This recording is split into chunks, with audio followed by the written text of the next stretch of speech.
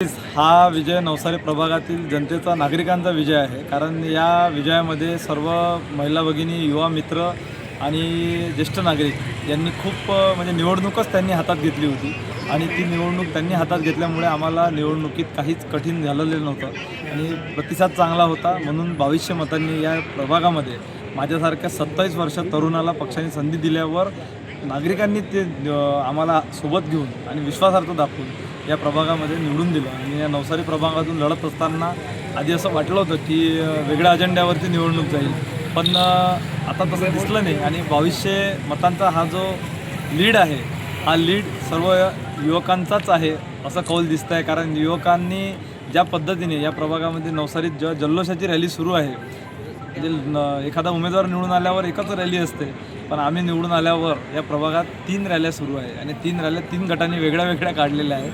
त्यामुळे हे नागरिकांची निवडणूक होती आणि नागरिकांच्या विश्वासार्थाची निवडणूक होती। आपलं विजन काय राहणार? या प्रभागात काम करत असताना दरवर्षी आम्ही विकासाचा अजेंडा ठेवूनच निवडणुकीत आम्ही जाहीरनाम्यामध्ये सांगितलं होतं आणि तो विकासाच्या अजेंड्यावरतीच आम्ही काम करणार आहे। या प्रभागात 24/7 जनसंपर्क कार्यालय इथं आम्ही उघडलेलं आहे।